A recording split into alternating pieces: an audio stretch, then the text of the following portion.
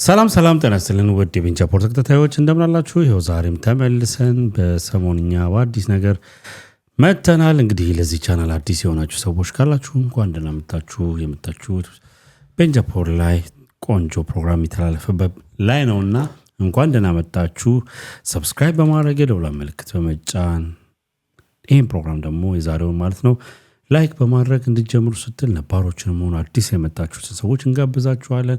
ሼር በማድረግ ደግሞ ሌሎች እንዲያዩት እንዲመለከቱት እንድታደርጉ ግብዣዬ ነው። እንግዲህ እኔ ብቻ ሳልሆን ይህን ፕሮግራም እምመራው እማቀርበው እኔም እንግዲህ ከኋላ ነው መከተለው። ሰላም ጤና ይስጥልን ክቡራትና ክቡራን የቤንቻ ፖርት ቤተሰቦች እንደምን አላችሁ? በያላችሁበት ሁላችሁም ሰላም ሁኑ። ያላችሁት ቤንቻ ፖርት ላይ ነው። አዳዲሶች ሰብስክራይብ በማድረግ ቤተሰባችሁን ሁኑ። ነባሮችም አዲሶችም ሁላችሁም ቪዲዮ ላይክ አድርጋችሁ እንድትጀምሩት በመጀመሪያ በትህትና እንጠይቃለን።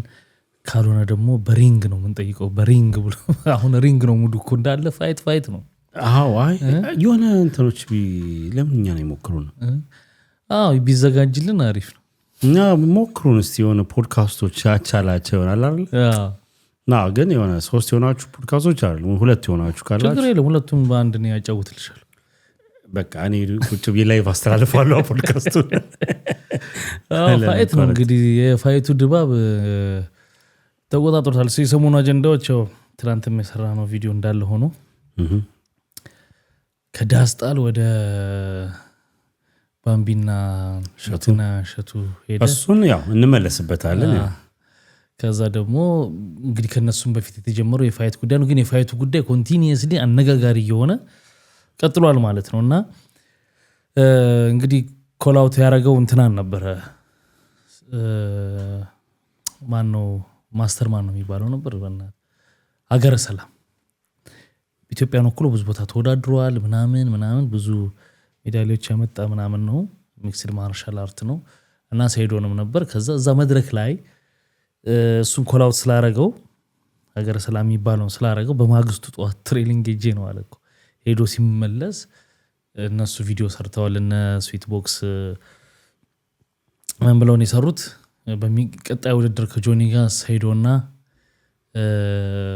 ጆኒ ጁጁትሱ ነው 5 ሚሊዮን ብር ኦፈር አድርገናል። አሸናፊ 4 ሚሊዮን ተሸናፊ 1 ሚሊዮን ይወስዳል የሚል እንትን ነበር የሰሩት። ከዛ ተጣሉ። ከሀገረ ሰላም ከሚባለው ጋር ላይቭ ላይ ያገናኟቸው ኮንቨርሴሽን እንዲያደርጉ። ምን እንደሆነ ጸባቸው ታውቃለህ? በዚሁ አጋጣሚ ብዙ ሰዎች ላይ ሰሙት ይችላሉ። እነ አዘጋጆቹ ምን ይሉታል? ስፖርቱ እንትን ይፈልጋል፣ ይሄ ቢፍ ነገር ወደዛ መመላለስ ምናምን ያስፈልጋልና እንደሱ ቪዲዮ መስራት አለብህ ይለዋል ማለት። ይሄ ደግሞ በጣም ስፖርት ውስጥ ብዙ አመት ስለቆየ ማርሻል ዲሲፕሊን ነው ያውቀዋልና ይሄ እኔ ዲሲፕሊን አይደለም ምናምን ሲላቸው ነው የከነሰሉት ማለት ነው። እሱ ኦኬ ገባ። ለእንደዚህ አይነት ነገር ደግሞ ለማርኬቱ በጣም ምቹ ነው። ሰይዶ ገብቷል። ሳትለውም እንዲሁ የሚለፈልፍ እንዲሁ እንኳን ይሄ ኖረው እና እየቀወጠው ነው። በቃ ቀን በቀን ነው ላይ የሚገባው። ቀን በቀን ነው አንዴ ወደዛ ያንጫጫዋል። ሰው እንግዲህ 10 ሚሊዮን ይገባኛል ያውቃሉ እነሱ እንዴት እንደሆነ ገባ።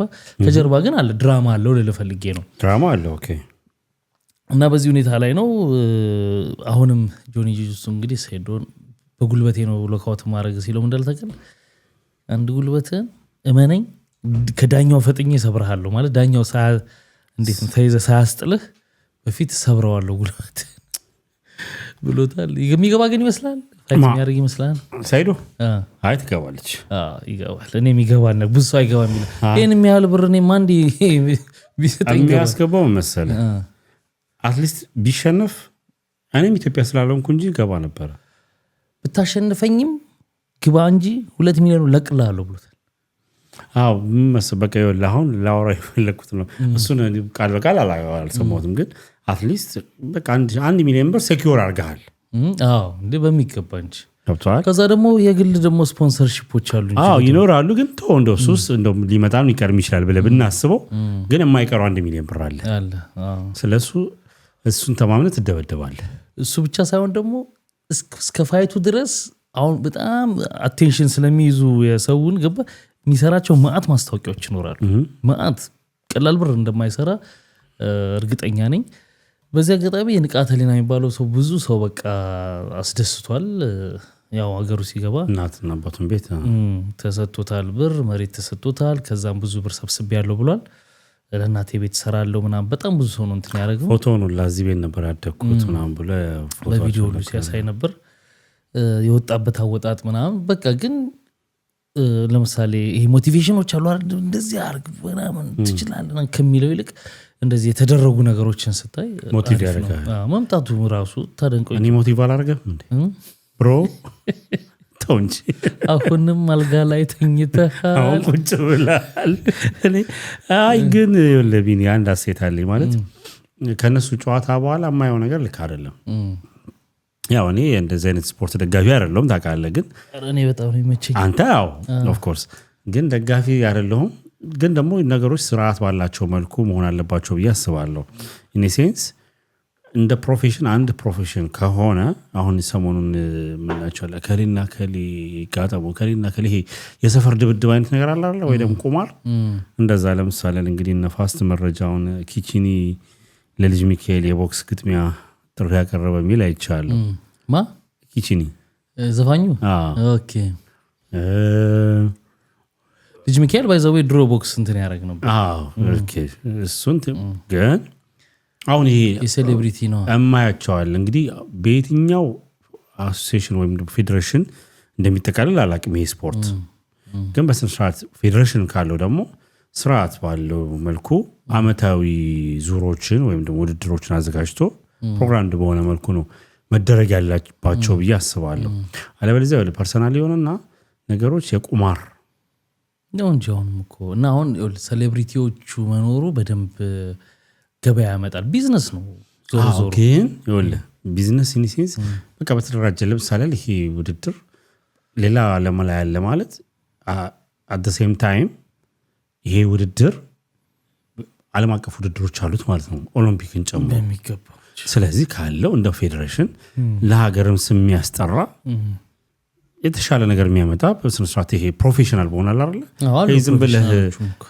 ግን የሆነ ፎከስ እየተደረገ ያለው ፕሮፌሽን በሆኑ ሰዎች ላይ ሳይሆን መሆን የለበትም እነዛን ትጎዳቸዋለህ እንጂ እስከዛሬም እኮ እየተጫወቱ እኮ ነው እነዛ ማን ዞር ብሎ አያቸው እነዛን ትጎዳቸዋለህ ሳይኮሎጂካሊ ኦኬ ስለዚህ የሚያስፈልገው የተወሰነ ዝም ብሎ ጂም ማንሳት የሆነ ይሄ ለምትሰነዝረው ኪሎ አለ አይደል የሚመዘው በስንት ኪሎ እንደዚህ ኪሎ እሱ ብቻ ማድረግ ነው ያን ያለ ዲሲፕሊን ማያስፈልግም እንደማለት ነው ተብሎ ሊኬድ ይችላል ስለዚህ ግን እንደውም ማሳዩአቸው ባይነኝ እኔ ደግሞ አሁን አናቃቸው ነበር እነዚህ አሁን እኮ ከተወዳደሩ በኋላ የጆኒ ጁጁትሱና የንቃተ ህሊና ጮሆና ከኋላው ሌላ ተዘጋጀራል እነዚህ ፕሮፌሽናል ልጆች ውጭ ሀገር ወደው ስንት የተወዳደሩ ምናምን ናቸው ሰይፉ ጋር ሁሉ ቀርቦ ነበር አይደል ትላንት ኦኬ እና እንዲህ ነው የተሰነጠቀው ያ ክሎካውት ሆኖ እና ምን ልል ፈልጌ ነው አወቅናቸው አሁን በዚህኛው መልኩ ስለዚህ ይሄ ነው የሚያሳውቀው ማለት ነው የሚለው ነው አንድ ሁለተኛ ቢዝነሱ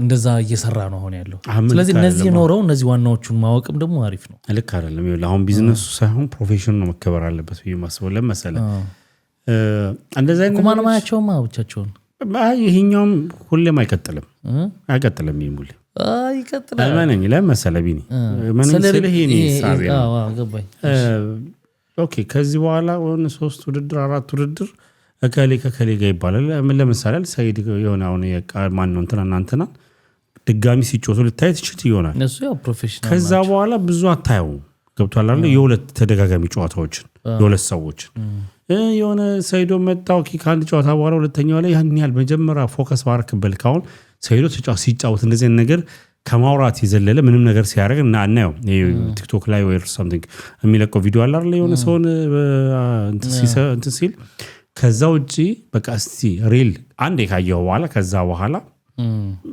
ያን ያህል ይሄ በሚጠበቅ ልክ አይጠበቅም እኮ እነሱ ነው ፕሮፌሽናሎቹን በሴሌብሪቲ ምናምን እያለበሱ ሰው እንዲመጣና እንዲለምደው ያደርጉታል ያስባሉ ያ ግን ዝም ብሎ እየተነሳና በስራትና እንደማደም የሚባልም ነገር እኮ አይኖርም ፕሮፌሽናሎቹ ይኖራሉ መጀመሪያ እነሱ ጨዋታ ይካሄዳል ከዛ ግን ብቻቸውንም እኮ እስከዛሬ ይጫወቱ ነበር ማንም አላያቸውም ነው አሁን ማለት እኔ ጨዋታ እኔ ማለት ለመጀመሪያ ጊዜ ስኬድ ያልኩኝ እኔ የሰማሁት ዋይዘው ቦክስ አይደለም እኮ ጨዋታ ቦክስ አይደለም ኖ ይሄ ምንድነው ምንድነው የሚባላል ከዛ ኤምኤምኤው አለ ይለያያሉ እኮ ግን አባባሌ ለምሳሌ እንትና አለ ይሄ እንደዚህ አይነት ተቀራራቢ እንግዲህ የፕሮፌሽኖቹን ስም ስለማላውቀው እንደዚህ ነው ማለት አልፈልግም ኪክ ቦክስ አለ ይለያያሉ ኪክ ቦክስ አሁን እንትና ይጮስ ነበር አሁን እሱን ነው በረም እናቀ ያለም አቀፍ ኢትዮጵያ ይሄ ከእንትን ጋር ተያይዘው ሲነሳ የነበረው ልጅ አታውሳርታንበታል እዚህ ሚዲያ ላይ እዚህ ፖድካስት ላይ ሰይፉ ላይም ቀርቦ ይሄ አንድ ሪያሊቲ ሾው ነበር ነጭ ሚስት የነበረችው ቢኒያም እሱ ሪል ፕሮፌሽናል ግን አሁን ይወለ ኤምኤምኤ ነው አሁን ስንትኖቹን አላቃቸውም የፕሮፌሽናል አይነት ነው እሱንም ኮላውት አድርጎት የሚመጥነኝ እሱ ነው አሁን ይወለ ችግሩ ምንድነው ይወለ በሶሻል ሚዲያ ላይ ሲወጣ የትኛው ልክ ነው የትኛው ልክ አይደለም አታውቀውም እንግዲህ ወይ እነዚህ አዘጋጅ ነን የሚሉት እነሱ ሲናገሩ ነው ያው ትክክለኛው ነገር የምታውቀው ግን ቢኒያም ግን ዓለም አቀፍ እንትን ላይ ተጫወተ ነው ቢኒያምማ በራምብ እሱ እንትን ለማለት እኮ አይደለም አሁን እንደነሱ አይነት ሰዎች ገብቶሃል ትክክለኛው አሁን የነሱ አሁን እንደሱ አይነት ጨዋታ መሰለኝ ፌዴሬሽን አለው እኔ አዶ ነው ብቻ ከቦክስ ያለፈ ኢትዮጵያ ውስጥ የኪክ ቦክሲንግ የሚባል እንግዲህ ውድ ተመልካቾች እና ውድቢ ካርመን አለ እንግዲህ ስላለማ ነው ጨዋታሉ ምናምን ባንድ ምሽት አልበቀሉማ ወጥተው ተወዳድረዋል ምናምን ደግሞ አሁን ያለው የፌዴሬሽኑ እንትን ፕሬዚዳንት በጣም አሪፍ ነው ከኪሱ ሁሉ ነው ትላንትና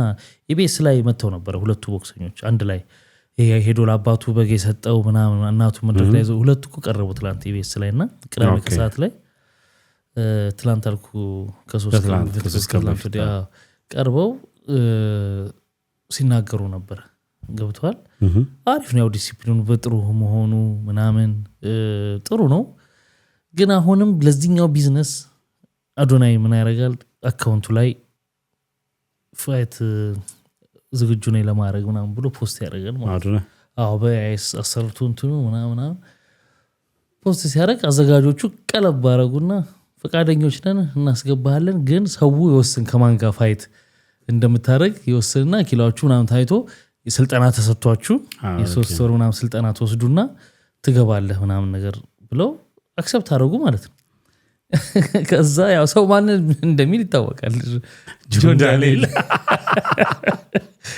ዳንኤል ጋር ነው በቃ ዳኛ ማን በራሱ ሲናሪዮ ሰርቷል ሰው ሁለቱ መሃልና ዳኛ ማንች ማለት ማን ነው ነች ካልክ በኋላ ማን ነው ሰው ይሳሳታል ደግሞ ሲዳኛው ሊኖር ይችላል እንግዲህ ዳኛ ተው ይቅርባት ዞሮ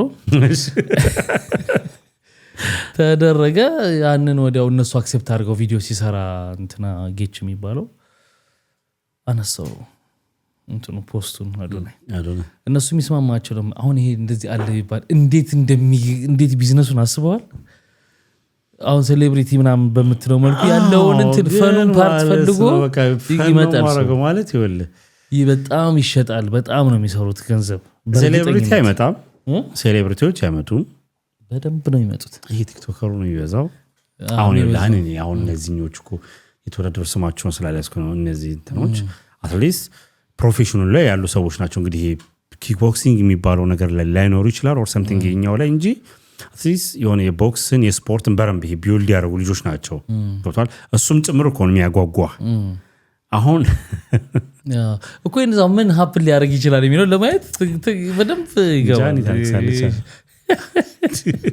ያረጋው ማሰኑ እንዴት ትሆናለች እንዴ ታራግው ይሆን ገብታ የገደለው ባልሽ የሞተው ወንድምሽ ሀዘንሽ ከታጣ ከቤት ሻለጣ ይባላል እንደዛ እንዳይሆን አሪፍ የሚሆን ይመስለኛል ብቻ ግን ይታማ በጣም እኮ ይኖራል አሁን የሚመጡ ሰዎች ነው ይመጣል አሁን በእርግጠኝነት ይምት ይስሩኛ ምን ስራበት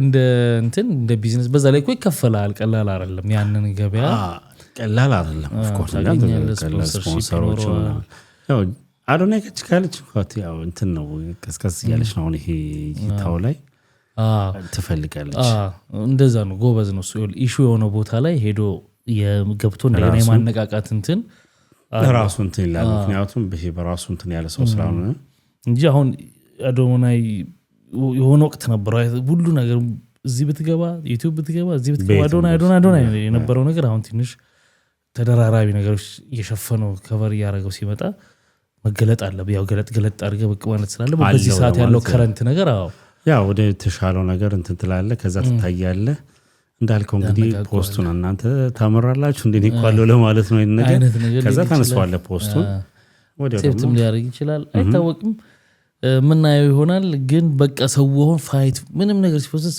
ፋይት ነው በቃ እና አንዳንዴ ጥሩ ነው ላሉ እንደው ሌላ ደግሞ መድረክ አብረው ያዘጋጁ እዚህ ቲክታክ ላይ የሚበጠብጡን ሰዎች እኛ ከሚበጠብጡን እነሱ ማገናኘት ቢኒ አይደለም እንደዚህ ሊገናኙ አንድ ከተማ አይኖሩም በጣም ከባድ ነው ይፈራ እንደ የሆነ ቪዲዮ ነበር በጣም መስክ የነበረው ልጁ ጠላቂ የፖለቲካሊ ጽንፍ ይዘው ከሚሰዳደቡት ወገን ውስጥ አንድ ነው ሀገሩን ከተቀስኩት ስለየትኛው ብሔር እንደማወራ ስለሚታወቅ አልጠቅሰውም ሀገሩን የሆነ አንድ ብሔር አቀንቃይ ነው የሚኖርበት ሀገር ከኢትዮጵያ ውጭ ነው ሲፎክርልን ነበር የኔን ምናምን ነገር ማነሽ ወንድ ነሽ እኔ እኮ ማለት አታቁኝም አይነት ነገር የሚል ነበር አባቴ ገጠሚ ላይፍ ገብታ መንገድ ላይ ሱክ ስትል ከቻለለት እማዬ የሚለውን ነገር አይተዋላ የእሱ አይነት ድራማ ጸመቶበት ተሮጠ ብቻ አንዱ ብቻውን ይመጣለት 2-3 ሆኖ አይደለም ፕላስ ይወልህ የመጣበትን ሰው በታየው ላይክ የሆነ የምትፈራው አይነት ነገር አለ አይደለም ይሄ ላይክ የምትፈራው ስለ የሆነ በፊዚካሊ ተያየን አቻኔ በቃ ይመታኛል መተዋል መሳሪያ የሚኖር አለስፈራ አይ መሳሪያ የምትጠቀምበትም ሀገርም አይደለም አክቹሊ የሆነ የምታስባቸው ሴናሪዎች አሉ ቀስ ይያልክ የተጠጋነው ነገርና አይ አልናገርም ግን የሆነ እንዴት ነው አንደኛ ፐብሊክ ቦታ ነው ሁለተኛ እንደዛ የምትፎክር ሰው የቱንም ያጦር መሳሪያ ይያዝ እንዴ ቁጭ ብለህ ጦር ጀነራል የሆነ ነበር ሰው እኮ ነው ጀነራል ማለት በቆት ሳይሆን ማለት በቃ የጦር ጀነራል ሆኖልሃል በዚህ ግቡ በዚህ ቱ ስለዚህ ታታለ ቦታ ተፈራማ አቢኒ እንደዛ ማጎን ትጋፈጣል ያላ እንኳን ሪንግ ሊገባና የነዛን ተዋቸው ሽቀላ ነው አንዳንዶቹ ታቀል እንዴ ተደዋውለው እኮ ነው ባክ ቀስቀዝ ብሏል ስራ የተወሰነ እንረጋገጥ ይባባላሉ ጸብጸቡ ጋር ምንም አንጠፋም በቃ ምን ወደው እሱን ነገር ነውና ከዛ እንግዲህ ምን ይሆናል እና ያለን እሺ ወደ ዛሬው ሐሳባችን ወሰደን የጸብ መነሻ እንግዲህ ጸብ ያነሳው የለ እስቲ ያው እንግዲህ አልፎ እንግዲህ በሳምንቱ መጨረሻ ላይ ምን ከመናቀርበው አንድ ፕሮግራም ውስጥ ስለ ተለያየ ሐሳቦች ላይ አተኮረን ምን ሰራው እንትን አለ ፕሮግራም አለና ምታቀው እስቲ በዚህ ዘመን የትዳር መፍረስ ወይም ደግሞ ፍቺ የሚያደርጉ በርካታ ማህበራዊ እና የኢኮኖሚያዊ ወይ ደግሞ ስለ ልቦናዊ ምክንያቶች አሉ ይኖራሉ እና እስቲ በዋነኝነት ነጥቦች የተጠቀሱ ወይም ደግሞ እነዚህ ናቸው በዋነኝነት ተብሎ የተቀመጡ 7 ነጥቦች አሉና እስቲ እነሱ ነገሮች አንድ ባንድ እንፈትሻቸውና እስቲ መጀመሪያ ያንተን እንትን ነው ያፈርሳሉ በየምገምተው ነው የምትገምተው ብቻ ሳይሆን እንደ ትዳር አጠቃላይ ዝም ብለህ እስቲ ያለውን ነገር በትዳር መፍረስ ዙሪያ አደጋ ላይ የሚጥለው ነገር ለኔ መጀመሪያው ነገር አለመተላለፍ ነው እቺ ነገር ሁሌ ታከራክረናለች መቻቻልን ብዙ ተመረባታል የለም መቻቻል መተላለፍ ነው ካልተላለፍክ መቻቻል የሚባለው ሊሚት አለው ብለን ነበርና ለኔ መጀመሪያው መተላለፍ አለመተላለፍ ትዳርን ያባብሳል ይሄ በኦፊስ እንትን ቋንቋው ልጠቀመውና ያቻ ግፊት የሚባለው አለ ውለው ምናምን አለ ዙሪያ ኑሮ ኒያይና ሰው ከዛ እንዴ አንተ ምናምን ብሎ ኑሮውን ያለ አንተ ተስማምቶ የምትኖረውን እንትን የሆነ መጥፎ ሳይድ ሊያሳይ ይችላል ሰው አለመከባበር እንደዚህ አይነት ምክንያቶች ያው ምልህ ይሄ በሰላሙ ግንኙነት ነው እንጂ ነቺት ምናምን ሳላነሳቸው ነው ግን ቺቲንግ ካለ እሱ በቃ ምንም የማያወላዳ ነው ከባድ ነው እንደዚህ ይመስለኛል እሺ እንግዲህ ያው ላንተ ትልቁ ትርጉም የሚሰጥህ እኔ ባነሳዋት ቃል ላይ ብቻ ተመርኮዘ ነው ያው አቻ የምትለዋ ልጅ ከምንም በላይ የምታሳስብ እንዴ መቻቻል የሚለው መቻቻል መቻቻል የለም መቻቻል የለ ያው ትዳር ስንል እንግዲህ ከፈጣሪ የሚሰጥ እኛ ደግሞ ባደራ መልክ ተቀብለን ባደራም ብቻ ሳይሆን እንግዲህ እኔ እንደገባኝ ነው የምነግርህና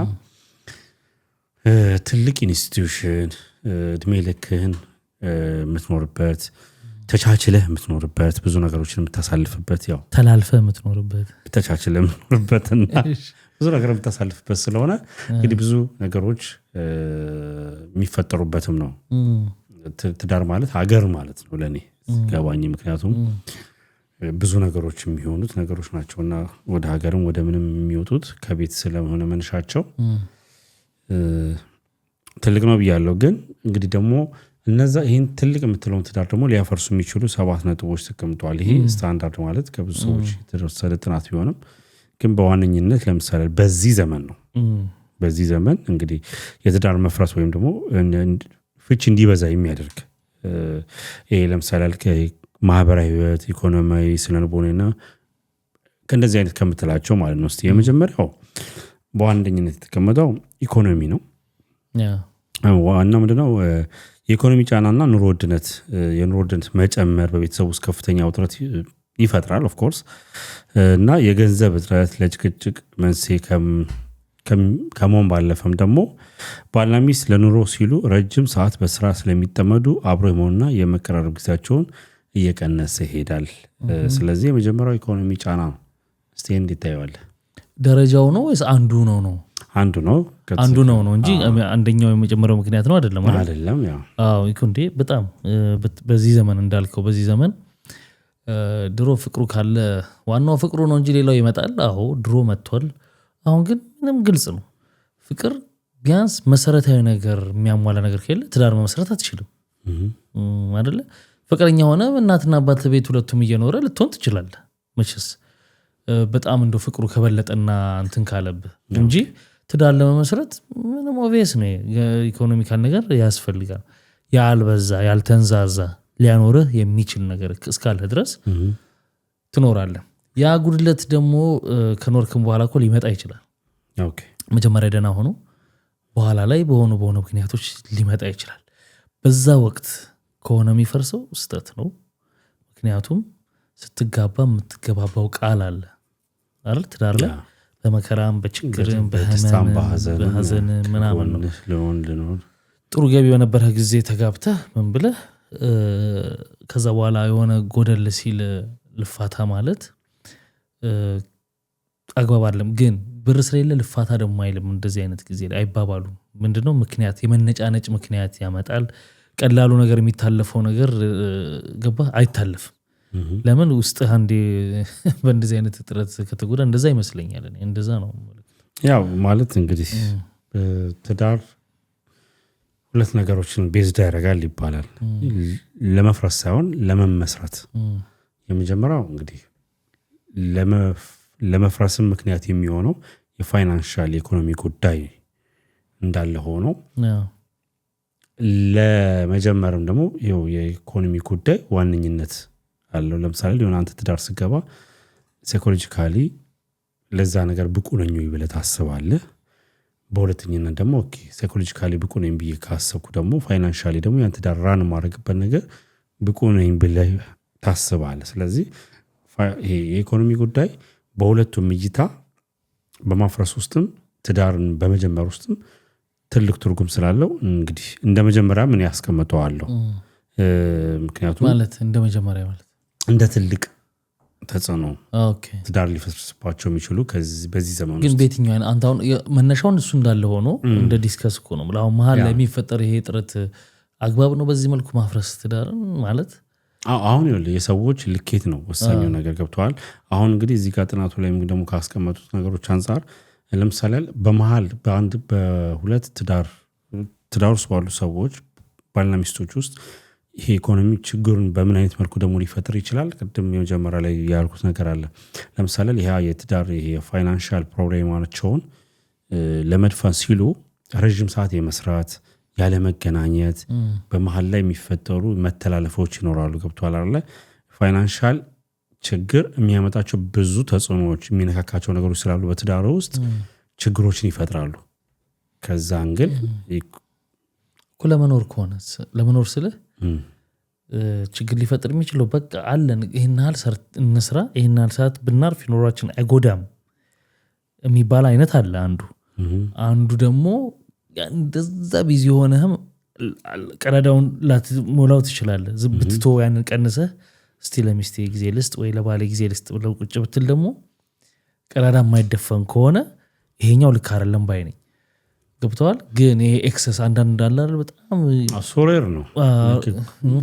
ምንድነው ባለው ላይ በጣም ካለው ላይ በመጨመር በመስከብ እሱ አሁን ይሄ ጥናት የትኛው መሰለኝ ማጆሪቲው ማጥናቱን አይደለም እኔ እንትን ማለት ነው። ከዚህ ስንነሳ ደግሞ ይሄኛውን እያልኩ ነው ሪያሊቲው ላይ ደግሞ ያለው ነገር እሱን ለማለት ፈልጌ ነው። ጥናቱማ እንደዛም እንትን ላይ ሁለተኛነት ማለት ደግሞ ሁለተኛው ሌላው ምክንያት ደግሞ የማህበራዊ ሚዲያ ተጽዕኖ ነው። ማህበራዊ ሚዲያዎች ሰዎች የራሳቸውን ትዳር ከሌሎች ብዙውን ጊዜ ከሚታዩ ፍጹም ከሚመስሉ ምስሎች ወይም ደግሞ ትዳሮች ጋር እንዲያወዳድሩ ያደርጋል። ይህ ደግሞ ባለበት ነገር ላይ እርካታ ማጣትና የሌለ ነገርን የመመኘት ስሜት ይፈጥራል።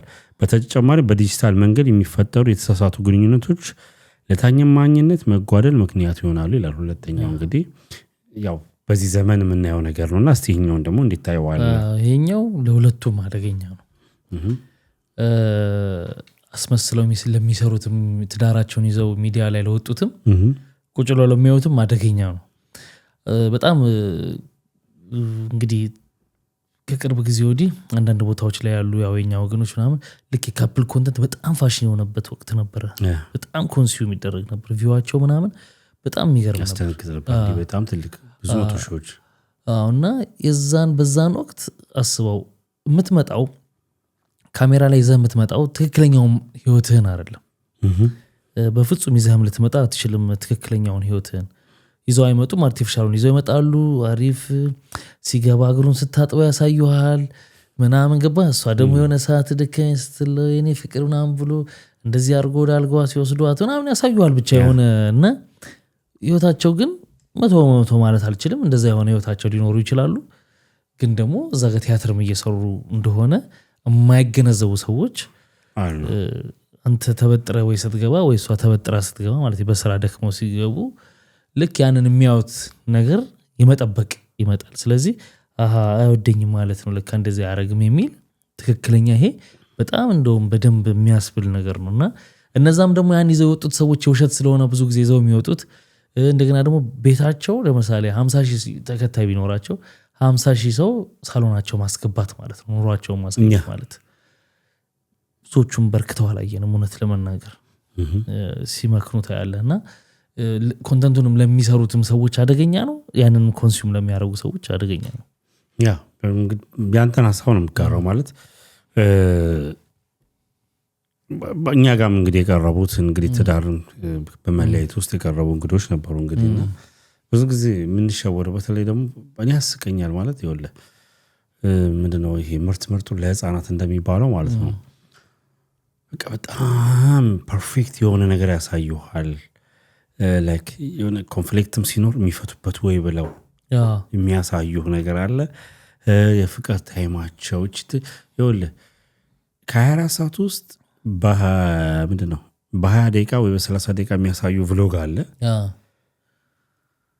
በዛ ውስጥ ያቺ ደግሞ ማለት ነው ከ30 ደቂቃ ውስጥ እንግዲህ 5 ደቂቃ ትሆን ትችላለች ትክክል ሪያሊቲዋ። እሱ ምንድነው ቪዲዮ መቅረጻቸው ሊሆን ይችላል ሪያሊቲው እንጂ ከዛ ውጭ ያለው ፐርፌክት ህይወት አትኖርም። ሁሌም ደግሞ እየተጨቃጨቅ እየተጣላም አትኖርም። ሪያሊቲው ደግሞ እሱ አይደለም። አሁን ምን ይፈጠራል? ኮንሱም የሚያደርጉ ሰዎች ደግሞ አሉ። ያንን ተቀበለውት ያንን ህይወት የመመኘት ወደ ራሳቸው ውስጥ አምጥተው እንግዲህ እዛ ላይ እንትን የሚሉት ወደ ራሳቸው ያመጡትና የራሳቸውን ህይወት እንደዛ እንዲሆን ከመመኘት መነሻነት ይሆንና ምን ይኮናል? እነዛ ሰዎች የሚያደርጓቸውን ነገሮች እዚህ ጋር እያዩዋቸው ነው። ትዳራቸው ደግሞ እዚህ ጋር አለ ኤክስፔክት ማድረግ በቃ ይሄ ወንዱም ሚስትየው እዛ ጋር የሚያያትን የሚስት የምታደርገው ነገር እንደዛ እንድትሆንለች ይፈልጋል ሚስቱ።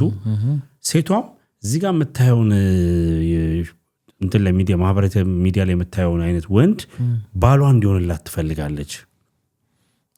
አንተ ደግሞ ያህን ሰው አይደለህም፣ አንተ ነህ።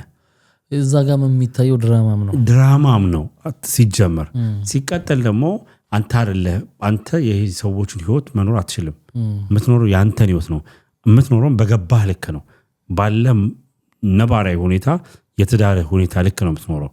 ብዙ ነገሮች ፋክተሮች አሉ ስትኖር ደግሞ ፋይናንሻል የሚያስጨንቅ ምናምን ብዙ አሉ አይደለ? ብዙ ነገሮች ማህበራዊ ጉዳይ፣ ማህበራዊ ህይወት ብዙ ነገሮች አሉና ከዛ አንግል ነው። ስለዚህ አንዱ የትዳር መፋቻው ባህሪው መጥፎ ምክንያት እዛ ማህበራዊ ሚዲያ ላይ የምናየውን ነገር ቤታችን ላይ እንዲደረግ መጠበቅ፣ ያ ነገር ትዳራችን እንዲፈርስ ከሚያደርጉት ነገሮች ውስጥ አንዱ ነው ማለት ነው። ሌላ በሶስተኝነት እንግዲህ ግነት፣ የተጋነነ ግምት ወይም ደግሞ አንሪያሊስቲክ ኤክስፔክቴሽን የሚባለው ማለት ነው። ይሄ ነገር እንግዲህ ብዙዎች ወደ ትዳር የሚገቡት ፊልም ወይም ልብወለድ ላይ እንደሚታየው ሁልጊዜም ደስታ ብቻ ያለበት አድርገው በማሰብ ነው። ነገር ግን የትዳር ተፈጥሯዊ ፈተናዎች፣ ኃላፊነት፣ መስዋዕትነትና አለመግባባቶች ሲመጡ በቀላሉ ተስፋ የመቁረጥ ሁኔታ ይታያል ይላል። እንግዲህ አሁን ይሄኛው ትልቅ ወሳኝም ነው ነገር ነው። ለምሳሌ ለወልብኒ የተጋነነ ግምት ማለት በምን ልንከፍለው እንችላለን? ይሄ ትዳር ውስጥ ከመግባታችን በፊት በቃሉ አፌን ነው የሚያኮለታተፈኝ በፍቅረኝነት አልችለውም ከሩም ጀምሮ እና አሁን እንዳልከው እሱ ጋር ስደርስ ምልክስቴ በፍቅረኝነት ይላል። ከትዳር በፊት በነበራቸው ግንኙነት የሆነ ሻርፕ የሆነ ነገር ነው የምታየው። ኮንፍሊክቶች ያኖሩ ማለት ነው። ወንዱም የሆነ የምታሰልፋቸው ታይሞች አሉ፣ እሷ የምታደርገው የተቀባባ ምናምን። ምክንያቱም የሆነ ትዳር ስትገባ 24/7 አብረህ ነው የምትኖረው አንድ ቤት ነው። ያኔ ነው የሚገለጠው። እዚህ ጋር የሆነ የመጽሐፉ ሽፋን ነው የምናየው እንጂ መጽሐፉን አይደለም የምናነበው ወይም ደግሞ ምንጽፈው መጽሐፉን ምንጽፈው መጀመሪያ ርዕሱ ነው። በጣም ወቀትሽ እየተገለጸ ወይ ለጉዴ ፈላ ይኸውልህ እንግዲህ ፈስቶብኛል እኮ እቺን ጻፍልኝ እና ወደ ተመልካቾች የብስራት ጥቅስ ብላችሁ አባባል በልልኝ እንደ መጽሐፍ አይደል እንደገለጥኩ በይውግቢና እንግዲህ ይኸውልህ ምን ታረጋዋለህ? ማንበብ መጥፎ እኮ ነው በጣም እና ምን ትሆናለህ? የሆነ የምታየው ነገር በቃ ሻርፕ እናደርጋለን። የምንትገናኛት ሰዓት የተወሰነች ሰዓት ነቻ። ከዛ እሷም ወደ ቤቷ ትመልሳለች፣ አንተም ወደ ራስህ ትመልሳለህ። ከዛ እንዴ ነው ነገር ነው የሚሆነው።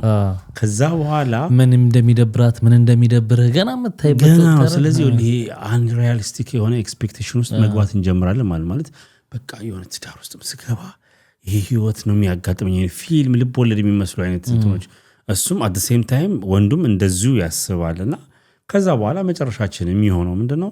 ላይክ ስትገባ ኮንፍሊክት ይጀምራል። ከምን ያ እዛ ጋር ስጠብቅ የነበረው ወንዴት አለ ወይም ደግሞ እሱም ያቺ የጠበቅኳት ሴት አላገኘዋትም። ታዲያ ቪዲዮአቸውን ሰርተን ኤዲት አድርገን ሳንጨርስ ለማን ሂሳባችን ቀረ የሚለው ቪዲዮ ቀራጮች ሰምተናል።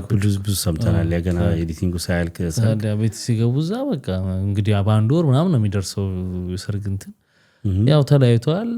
ማን ይከፍላል? አንተ ቀብድ በልተህ ያራዛ እንትን በለው ምናምን ከትፋተኛ ጋር ደግሞ ፍቺው ራሱ ሰላማዊ አይደለም። ብዙ ጊዜ ጸብ ስለሆነ በጸብ ነው። ሌላ ምን ይሆናል መሰለህ? አሁን እንደነዚህ አይነት ኤክስፔክቴሽኖች የሚጎዱት ማለት ነው። ከዛ ውጪ ምን ትሆናለህ መሰለህ? ቢኔ የምትሆነው ሳይሆን አንተ ሳትሆን ምልህ የሆነ አንዳንድ ሰዎች የሚሆኑት ነገር አለ። ትዳር ላይ ብቻ ሆነ እኔ ነው የምትለው እኔ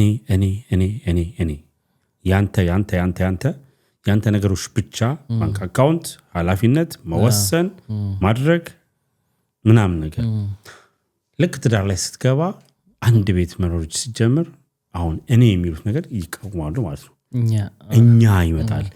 በአንተ ላይ መብት የለህም የማዘዝ መብት የማይኖርህ አቅም ስለሌለ ሳይሆን ሌላ በአንተ ላይ እኩል ከአንተ እኩል የሚያስብ የሚያዝ የሚያደርግ ሰው ስለመጣ አንተም እንደዛው at the same time እዛ ሰው ላይም ይሄን ነገር ስለምታደርግ መኖርህ ለሌላም ሰው ይሆናል ማለት ነው ግማሽ 50 ያንተ የሌላ ሰው 50 ነው yes የሌላ ሰው 50 ደግሞ ያንተ 50 ነው ስለዚህ በቃ ይዘን ጊዜ እንደ ባንክን ኮንትሮል ልትደረግ ስትል ያታመሽ ይሄ ግን እውነቱ መሆን ያለበት ነው አይደል አንዳንዴ አንዱ 80 አንዱ 20 ይሆናል መሆን ያለበት ግማሽ 50 ነው ገብቷል አይደል ስለዚህ 100 የምታረገው አንድ ስትሆን ነው በቃ ከሁለቱም እኩል ባላንስ ይሆን ነው ባላንስ ካልሆነማ 80 እና 20 እኮ 100 ይመጣል ግን ባላንስ አይደለም እንዴ ብዙ አዋጥቼ ሊሆን ይችላል ገብቷል አንተ እኔ ብዙ አዋጥቼ እኩል ተጠራ ከኔ እኩል ይመጣል ስለዚህ እኩል ሲመጣ ነው እንትን የሚለውና ለምን ነው የምትቆጣጠሪኝ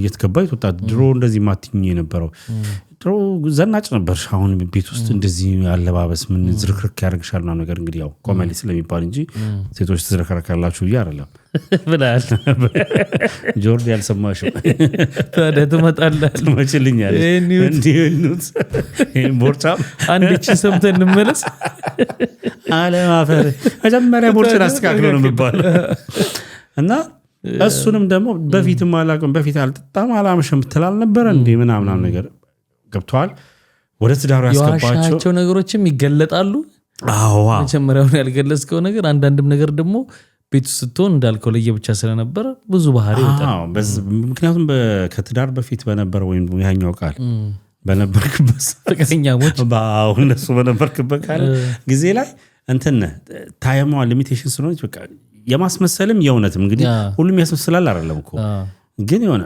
የሆነች ፐርሰንት ሁላችን እናስመስለናል የሆነ ፐርፌክት ለመምሰል ምክንያቱም ያው የራስህ ለከማርክ አንፃር ምንትን ምንላት አለች ግን ችግሩ ምንድነው ትዳር ላይ አንደግማትም እና በእንደነዚህ ምክንያት በቃ አይ መደገም አንዳንድ ነገሮች እኮ አይደገሙም አሁን ለምሳሌ ብስሪ አንዳንድ የማይገባኝ ነገር የሚነሱ ነገሮች አሉ እሺ ለምን ለምሳሌ ምን ካገባኝ በኋላ ማጣልጣል አድርገኛል በፊት ግን የምትባል ነገር አለች በፊት ግን ዘይንት እንደዚህ ቦታ ነበር እንደዚህ ነበር አዎ ይዛኔ አዎ ለምን እንግዲህ ትዳር ውስጥ ገባ ቀድም ያነሳናቸው ነገሮች አሉ ወይ ተከራይተህ ሊሆን ይችላል ለምትኖረው ኢኮኖሚካል ኢሹዎች ሊኖሩብህ ይችላሉ ልጆች መጥተው ሊሆን ይችላል በፊት ከምትሰራው ስራ ሰዓት ጨምረህ ሰርተህ ሊሆን ይችላል ምናምን ገባ ያኛው በፊቱን መድገማት ማለት አንዳንዴ ትዳር ውስጥ ከገባ በኋላ በጣም ማለት ጭራሽ አይደረግም እኮ አይደለም አባባሌ እንደ በፊቱ ግን በዛው ኮንሲስተንሲው እንደዛ ሊሆን አይችልም ተቀየረ ህይወት ማለት ነው ወደ ሌላ ህይወት ነው የምትገባው ስለዚህ ያን ማድረግ አይቻልም ያን አክሴፕት ማድረግም ያስፈልጋል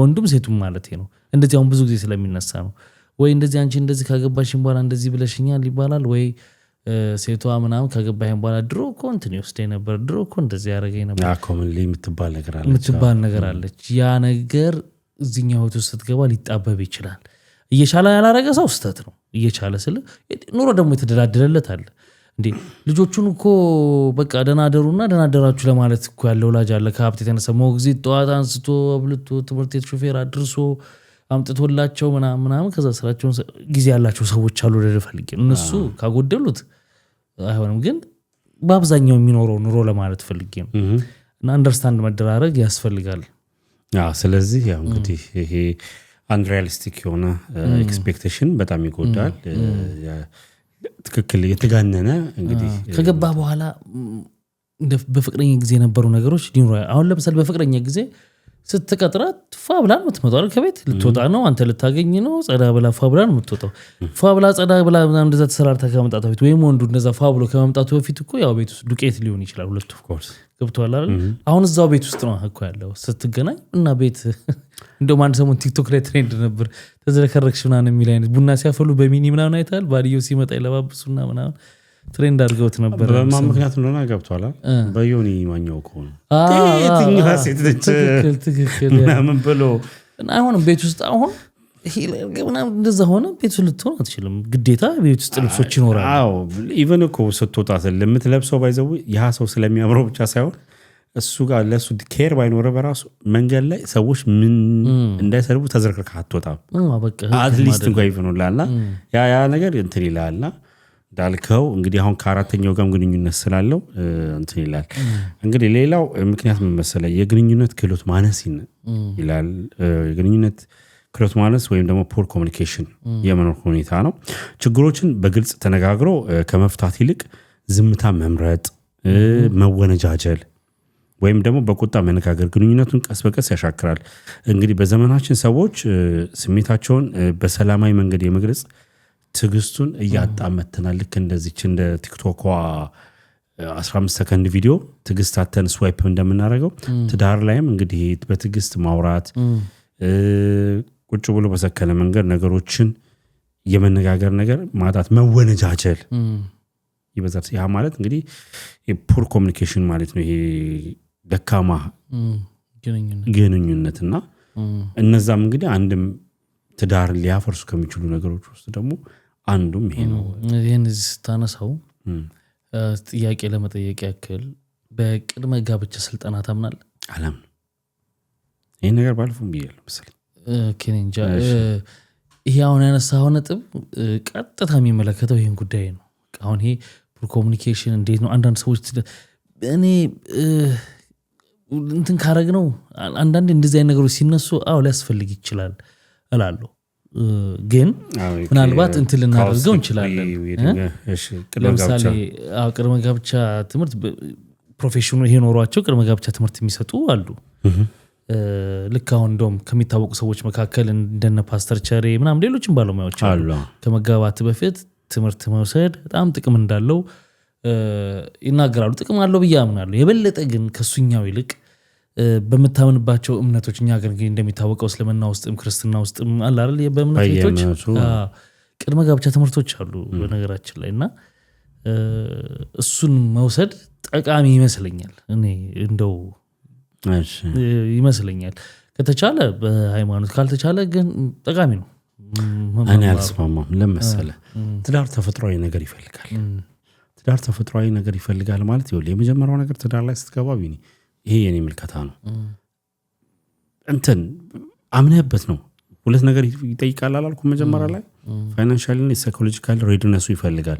ሳይኮሎጂካሊ ሬዲነሱ ማለት ነው ለማስገባት ዝግጁ ነኝ ወይ ብለህ ራስን ጠይቀህ አዎ ዝግጁ ነህ ብሎ ውስጥህ የሚነግርህ ዝም ብሎ እንዲህ በደፈናችን ቃል ብቻ ማለት አይደለም። ነገሮችን ትተነትናለህ፣ ፎርካስት ታደርጋለህ እኮ ላይክ አሁን ቅድም ያነሳናቸው ነገሮች አሉ። ይሄ ላይክ አንሪያሊስቲክ የሆነ ኤክስፔክቴሽን እስካሁን በቅድም ያልካት ቃል ይቺ ከትዳር በፊት ያለችው ላይ ፍቅረኝነት እሱ ታይም ላይ እያለን ያዩዋቸው እማያቸው ካራክተሮች እዚህ ጋር ይደገማሉ ወይም ደግሞ ለጸብ የሚጋብዙን የነበሩ ነገሮች አሁንም እዚህ ጋር ትዳሩ ላይ አብረን ስንኖር እንግዲህ ይሄኛው ከትዳር በፊት ለተወሰነ ሰዓት ነበር የምንገናኘው። ትዳር ላይ ግን 24/7 አብረን ነው የምንኖረውና እኮ ለመሰልጠንህ ምንድነው የሚያድነው? ልነግርህ ነው። መጀመሪያ ራስህን ለትዳር አዘጋጅቻለሁ ብለህ ዝግጁ ነኝ ብለህ ስታስብ ፎርካስት ማድረግ አለብህ ራስህን። እንዴት እኮ ለትዳር ዝግጁ ነኝ ያልክበት መንገድ አንተ ስህተት ቢሆንስ? ለምሳሌ ይመስልህ ቢሆንስ እንዴት ይሆንልህ? ወይንም ደግሞ እንዴት ነው ትዳርን እንዴት ነው ማኔጅ ለምሳሌ ቀላል ምሳሌ ልንገር። ከእናት አባቱ ጋር ያላደገ ስለ ትዳር ያላየ ልጅ ይኖራል። በሆነ መንገድ ተገሎ ያደገ ልጅ ይኖራል። ስለ ትዳር ብዙ ላያቅ ይችላል አንድ ሰው አድጎ ምናምንና ቢያድግም ያደገበትን ነው የሚያውና ትዳር ውስጥ ግን ችግር እንዴት ይፈታል? ግጭቶች እንዴት ነው የሚሆኑት? እንደዚህ ያላል ትዳር እንዳይፈርስ የሚያደርጉ ነገሮች፣ ስልጠናዎች፣ ትምህርቶች ይኖራሉ። ይሄ ለቢዝነስ ብለው ከሚሰሩት ውጭ ትክክለኛውን ጥቅም ነው ነገር ብታውቀው ማለት ማወቅ ትዳርን አያፈርሰው የተሻለ ያደርገዋል እንጂ ወይንም አይጎዳህም። ማወቁ የበለጠ አሪፍ ነው። ይጎዳል እኮ አይደለም። የበለጠ አሪፍ ይመስለኛል። ደጋፊ አይደለም ነው ለምሳሌ ካልኩሌሽን አይፈልግም ትዳር። ለኔ ካልኩሌሽን አይፈልግም። ኢንሴንስ ፍቅር ለምሳሌ አይ ላፍቅራት ብለህ አይ ዛሬ ትንሽ ቀንሳለችና ፍቅር ብቻ ያኖርህም ነው አያኖርህም። ምሳሌው ነው የምነግርህ እኮ እንጂ እንትን እኮ አይደለም። ትዳር ላይ ለምሳሌ 1 ሲደመር 1 2 አይደለም። እንደምትኖረው ህይወት ይወሰናል። የድምሩ ውጤት ነው። ስለዚህ ተፈጥሯዊ ነገር ማለት የሚመቸው ካለ እኮ ያድርገው። ፍጹም ነው እያልኩኝ አይደለም። እኔ ግን ብትጠይቀኝ ለምን ነው? ምክንያቱም ቅድም የጀመርኩልህ ነገር እኮ ከምን አንግል መሰለህ? ትዳርን መጀመሪያ ኦኬ ብዬ ስቀበለው የምዘረዝራቸው ውስጥ የመቻል ትግስቱን ይህንን የምታየው ከምን አንግል መሰለህ? ከእሷ ብቻ ሳይሆን ዙሪያ ሰው ነህ። አነሰም በዛ የምታውቃቸው ሰዎች በአንድ ምክንያት ሲለያዩ አይተሃል ወይ ሰምተሃል ወይም ደግሞ የተሳካ ህይወት ሲኖሩ እያየህ ነው እየሰማህ ነው ስለዚህ እነዛ ሁለት ንጽጽሮች በህይወት ውስጥ አመጣቸዋለህ እነዚህ ችለው ጥሩ ህይወት እየኖሩ ያሉ ሰዎች እንዴት እንግዲህ በማታስማማን ቃል ተቻችለው ወይም ደግሞ ይሄንን እስካሁን እንዴት እየኖሩ ነው የሚለውን ታያለህ ወደ ራስ አመጣለህ ከራስ ጋር ታዋወደዋለህ መቻቻል ወይም ደግሞ ይሄ ትዳሩን ማስቀጠል አቅቷቸው ደግሞ የተለያዩ ሰዎች አሉ እነዛ ሰዎች ያን ነገር እንዴት ማስቀጠል አቃታቸው ብለ ደግሞ ወደ ህይወት ታመጣዋለህ ስለዚህ ነገ ላይ ቢኒ የነገርኩህ እኮ ነው ምንድነው ምሳሌ እናትና አባት ብቻ ሊሆኑ አይችሉም እሱን እኮ ነው ስለዚህ የነገርኩህ ነገር እኮ አለ በዙሪያ ማናችንም በዙሪያችን ቆንጆ ህይወት የሚኖሩ ትዳር የምናያቸው የምንሰማውም ታሪክ አለ አሁን እንዳልነው ግን የታይታው እንዳት ቢን ይወልህ ማራ ታቅም ነው እኮ ግን ማለት ነው ይወልህ እኮ ቢሆን ግን ይጠቅማል ለማለት ነው እንጂ ተረድቻለሁ እኮ አንተነሰም በቃ ተፈጥሯዊ ነገር ነው ይሄ ተዋዳለት ተጋር ገብተህ እዛ ውስጥ ያሉት ነገሮች ምክንያቱም ለርኒንግ ባይ ዱይንግ ነው ለኔ በቃ ትራያል ኤንድ ኢረር ጆነ እየሞከርክ የምትሳሳታቸው ነገሮች አሉ እኔ ተሳሳት እሷ ያረመችኝ እሷ ተሳሳት እኔ ያረምኳት ነገሮችን ወደ ሆነ ስቴፕ እያሳደግናቸው ምን ሄደው እኮ አሁን እኮ የሚባለው እንደታውቃለህ እነዚህ ስልጠናዎችና እውቀቶች ቢኖሩ ይሄ ሁሉ የትዳር መፍረስ አይኖርም ሳይሆን በተወሰነ ደረጃ ይቀንሳል አንዳንዱ ያለው እውቀት ነው የሚገባው እዚህ አካገባ በኋላ እንዴ እዚህ ነው እንደማድረው ብሎ ወደ ማዘር ቤት ብሎ የሚሄድ እንዳለ ያውቁ ገብቷል ትዳር ውስጥ የሚደረጉ ነገሮችን እንዳልከው ቅድም 50-50 መሆኑን ማያቃለ 100% ፈላጭ ቆራጭ መሆን የሚፈልግ ሰው ይያለ ግን ያችን ሴት ይወዳታል አፍቅሯታል ይገባል ከዛ በኋላ ገብቶ ልፍለጥ ልቁረጥ ሲል አይሆንም እኔም ደግሞ እዚህ ነገር ላይ ማዘዛለ ትመጣለች ስለዚህ እነዚህ ሰው እንደነዚህ አይነት ሰዎች ስልጠና ቢወስዱ ይጠቅማል ትዳር እንዲ ነው የሚመራው እንዲ ነው የሚል እንጂ ያን ይዘገብተኮ እየገለጥክ የተማርከው አንድ ሲደመራ ዛሬ ሰኞ ነው እንደዚህ አድርጊ ምናምን ልትል አይደለም እሺ ነው ወይስ እንዴት ለሚቀጥለው ሌላ በአምስተኝነት ያለው እንግዲህ ትግስት ነው ትግስትና የመቻቻል መቀነስ ነው ምን ይሄ የቀድሞ አባቶችና እናቶች ትዳርን ታግሶ ማለፍ በቅንፍ ውስጥ ነው እንግዲህ እና እንደ ትልቅ እሴት ያዩት ነበር ይሄንን ነገር ታግሶ ማለፍ እንግዲህ አሁን ባለው አሁን ጊዜ ደግሞ በጥንት የቀድሞ አባቶች ጥንት አይደለም የቀድሞ እናትና አባቶች ትዳርን ታግሶ ማለፍ እሺ እንደ ትልቅ እሴት ያዩት ነበር ትዳር ላይ ይሄ ታግሶ ማትወዳት ቃል ተቻችሎ መኖር የሚባለው ነገር ነው እና አሁን ባለው ጊዜ ግን ደስታዬ ካልተጠበቀ ለምን ታገሳለ የሚል ግለኝነት ይሄ ሰልፍ ኢንዲቪጁዋሊዝም ስላለ ትዳር ለማዳን የሚደረገው ጥረት አነስተኛ ያደርገዋል ማለት ነው ለምንድነው ታግሼ ደስታዬ ለምንድነው ካልተጠበቀ ለምን ታገሳለሁ በአሁን ዘመን በግልጽ ለተርጉምልህ እሺ የበፊት እናት አባቶቻችን በተለይ እናቶቻችን ይሄ ወንድና ሴት የሚለውን ጋፕ በደንብ አስመረው የሚኖሩ ናቸው ያሁኖቹ እንደ ጭቆና የቆጠሩት የዛኔ ደግሞ እናቶች በቃ ለትዳር የሚገባው ይሄ ነው ብለው አምነውበት ብዙ ነገር እናቶች ችለው ኖረዋል ባሁን ገባ በተለይ እናቶች እንደዛ ነው ወንድ አባወራ ነው እንደምታውቀው ሴቶቹ ደግሞ በቃ የቤት መቤት ናቸው ብዙ ጊዜ ፕሮቫይደር ነው አባቶች ምናምን የነበሩት እንደዛ ነው እጭ ሰርተው ያመጣሉ የቤቱ እናቶች ይቆጣጠራሉ ይሄ አባወራ የሚለውም ስያሜ ዛኔ ነው አሁን የአባወራን ስርዓት ለመናድ አይደል የሚሉት ገብቷል እሱኛው ስለሆነ ነው ይሄ ያሁኑ ደግሞ ያው እኩልነት ምናምን የሚለው እሳቤ ከመጣ በኋላ ሌላ ነው አሁን ያለው ነገር ኦኬ ስለዚህ ይሄ ይመስለኛል ልዩነቱ ያው አሁን የበፊቱም መሰለ ጊዜው ነገሮች ሁኔታውም የሚፈቅድ ያልነበረም ወንዱ ብቻ እንዲወጣ እንጂ ሴቷ ብቻ እንድትወጣ ያደርግም የበፊት እንግዲህ ከባህል ከብዙ አንግል ብዙ ነገሮች ያገር ነበር ስፔሻሊ ከባህል ሁለተኛ ደግሞ የነበርንበት የጊዜው የዘመኑ ሁኔታ የሥራ ሁኔታ ወንዶችን ብቻ በተወሰነ ብቻ የሚያሳትፍ ነበር ማለት ለምሳሌ አሁን ላይ ነገሮች ሰፍተዋል ቴክኖሎጂካሊ በብዙ ነገር ማለት ነው ወንድ ልጅ አይደለም ሴት ልጅ አይበቃም ፕላስ የሁለቱንም ተሳትፎ ለትዳሩም ብቻ ሳይሆን እንዳጠቃላይ ያለው ነገር ዓለም እየተመራችበት ያለው ሲስተም ሁለቱንም የሚፈልግ ነገር ነው። በፊት ወንድ ልጅ እንግዲህ በኢትዮጵያ ኮንቴክስት ብንየው ወንድ ልጅ ያርሳል። ከዛ ውጪ እንግዲህ 2 ስራ 3 ስራ የምትለው አይደለም። በቃ ያቺ እርሻ ጊዜ ነች የሚተዳደረውን በዛ ነው። ያቺ ኔሴንስ ማለት ነው አንድ ነው። ስለዚህ ያንቺ ትልቅ ስራ ነው። አንቺ ስትል እንደማቅለል ነው አይደለም እንዴ? አሁንም እኮ ያለ ትልቅ እንትን ነው። ልክ ነው። ኤኒዌይስ ያስተቆረኝ ነው። ኤኒዌይስ ያስተውስኩ ነው። አቀለ ነው። ያው ቢኒ ባለው መሰረት ለማለት ፈልጌ ነው። እና ከዛ ውጪ ባለ ሁኔታ አሁን የክሬዲት ጉዳይ ነው እንጂ ሴቶች ትልቅ ስራ ነው የሚሰሩት የነበረው በፊት።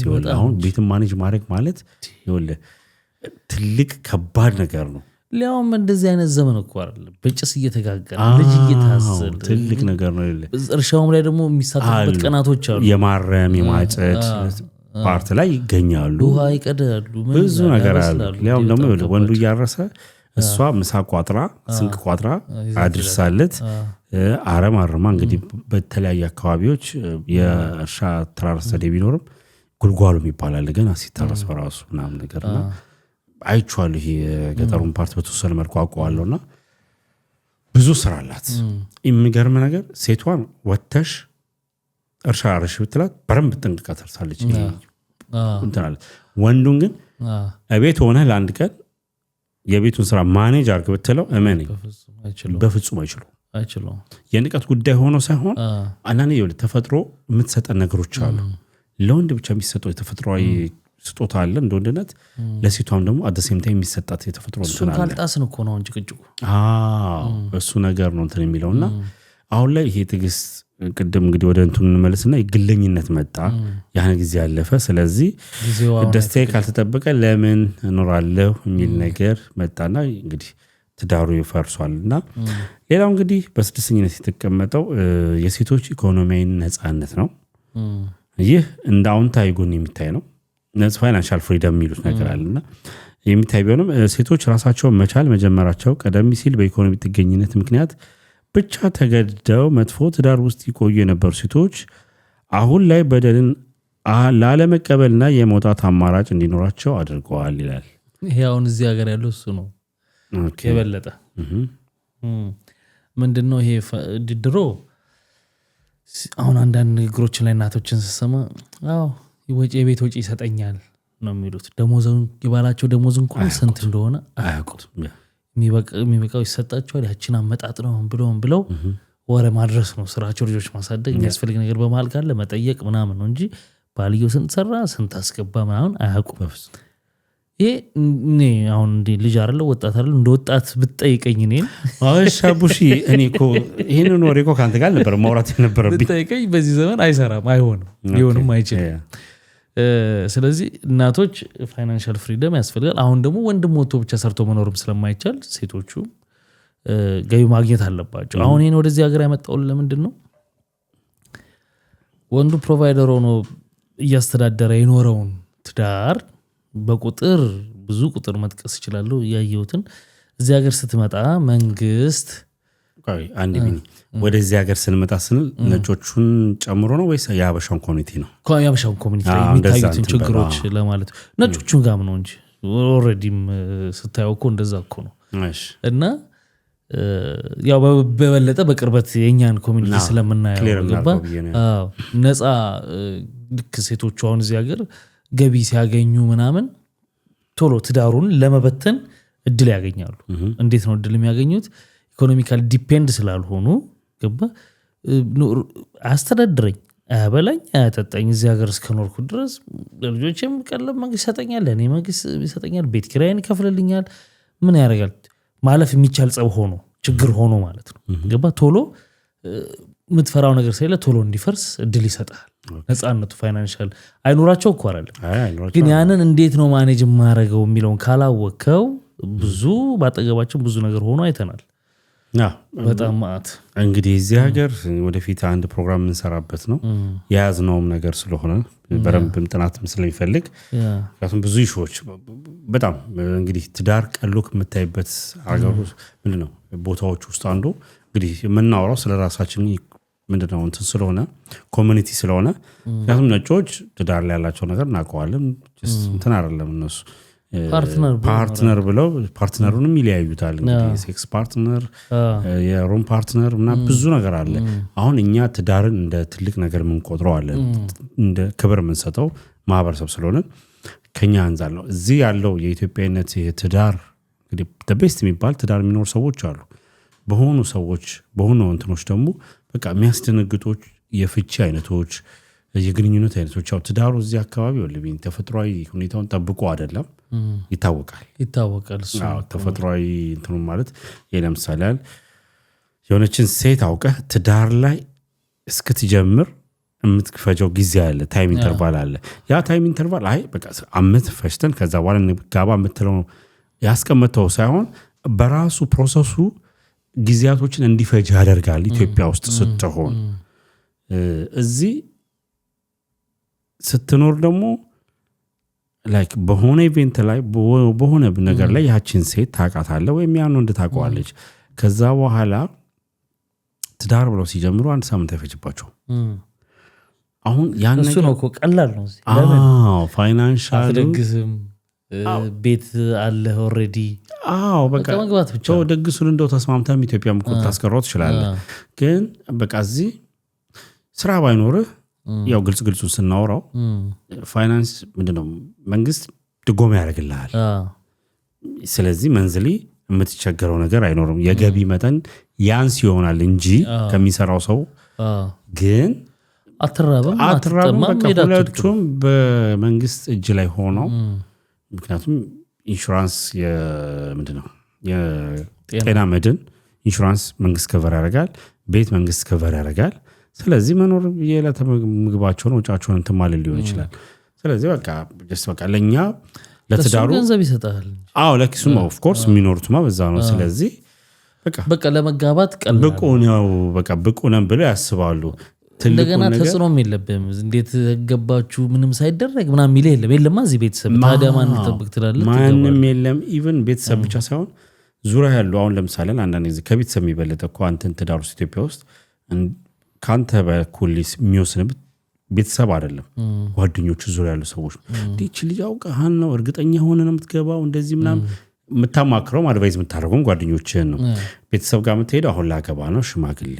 ወይም ደግሞ ለውጣ ነው ብለህ ስትል ነው እንጂ ስለ እርግጠኝነት የምታወራው ከጓደኞች ጋር አሁን በጓደኛ ደረጃ እንኳን እዚህ ሀገር የዙሪያ ቶሎ የምታገኘው በየቀኑ የምትገናኘው ሰው የለም ለመደወል እንኳን ራሱ ብዙ ጊዜ ስራና ትደዋወልም የሆነ ነገር እንትን ካላለ ስለዚህ እዚህ ሀገር ኢዚሊ እነዛ ሰዎች ሳይተዋወቁ ይገባሉ ከዛ ገብተውም ደግሞ ይወልል አሁን ኢትዮጵያ ውስጥ ሲሆን ልጅ በፕሮግራም ወይም ደግሞ ነገሮች ዝም ብለህ ተናትልም ትዘጋጃለህ ፈጣሪ ቢሰጥህም ግን ደግሞ እንደ ሰው አሁን የልጅ መውለጃችን ጊዜ ነው ፈጣሪ ቢሰጠን በዚህ ሰዓት ፕላን ታረጋለህ እንትን የምንልበት በጥሩ ሁኔታ ልናሳድግበት የምንችልበት ጊዜ ነው ብለህ ፕላን የምታደርገው ነገር አለ እዚህ እሱ እሳቤ ውስጥ አይገባም በቃ ችግር የለም ልጁም ሲመጣ የሱ ብዙ ነገሩ ከቨር ይደረጋል ከዛ እንዳልከው ለፍቺው ሲመጣ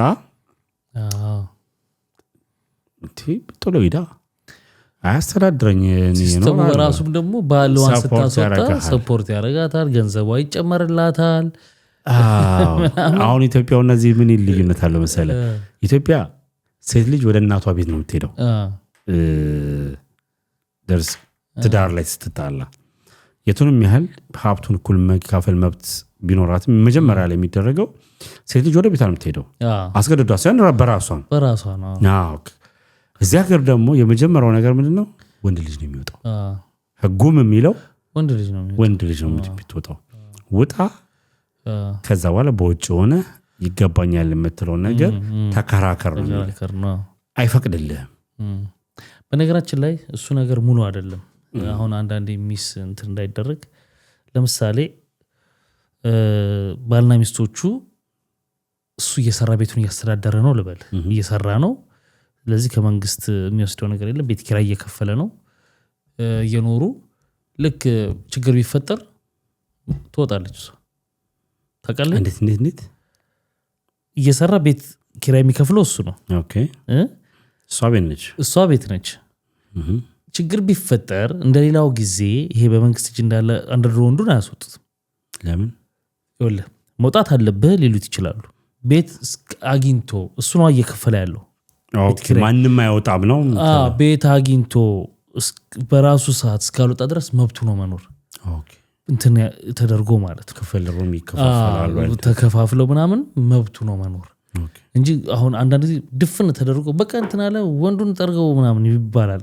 ግን እንዳልኩ መንግስት ከሆነ የሚከፍልልህ አንጠለጥልና የፈለገበት ቦታ ወስዶ የጋራ መኖሪያ ቦታ ምናምን ሀገር ያስቀምጣል ቤት እስክታገኝ ምናምን እሱ እንደዛ ያደርጋል። ግን ራሱ የሚከፍል ሲሆን ግን እንደዛ አይሆንም።